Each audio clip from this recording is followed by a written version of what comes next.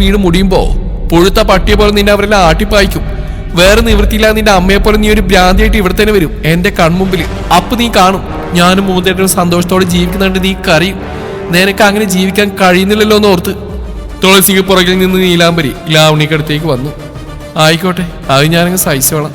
പക്ഷെ എങ്ങനെയാലും ഞാൻ കയറി വരുന്ന എന്റെ സ്വന്തം തറവാട്ടില്ല. നീ ഇപ്പൊ നിൽക്കുന്നത് എന്റെ വീട്ടിലാണ്. പിന്നെ തുളസി ഇവിടുത്തെ വേലക്കാരായിട്ട് ഞങ്ങളാരും കണ്ടിട്ടില്ല. തുളസി എന്ന് ഞാൻ വിളിക്കുന്നെങ്കിലും അത് അമ്മ തന്നെയാ. എന്തായാലും വല്ലാത്ത മനസ്സാ നിന്റേത്. ഭർത്താവിന്റെ ഏതാവശ്യം സാധിപ്പിച്ചു കൊടുക്കാനുള്ള വലിയ മനസ്സ്.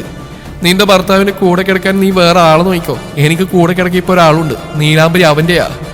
വാശിയോടെ നില പറയുമ്പോൾ വാക്കുകൾക്കായി പരിധിയിൽ ആവണ്യ. ഈ വീട്ടിലെ ആണുങ്ങളൊക്കെ ചത്തോ ദൈവമേ. ഇവിടെ നാവ് പിഴുതെടുക്കാൻ ആരുമില്ല ഇവിടെ. അല്ലെങ്കിൽ പെണ്ണുങ്ങളുടെ നേർക്കലെ നിന്റെ നാവ് പണ്ടേ ഉയർന്നിട്ടുള്ളൂ. ശശിയേട്ടന്റെ അടിയുടെ ചൂട് നീ മറന്നോ?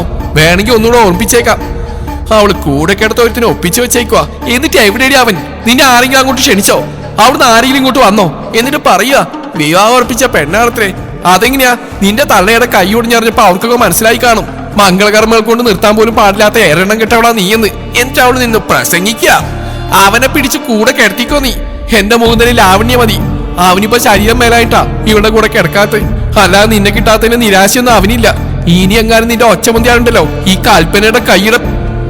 കൽപ്പന നിലക്ക് നേരെ കയ്യോയും കൊണ്ട് പറഞ്ഞു കഴിഞ്ഞില്ല. അതിനു മുന്നേ രൂപം വാതിൽക്കൽ വന്നങ്ങ് നിന്നു. എല്ലാവരും അവിടേക്ക് ഒരുപോലെ നോക്കി.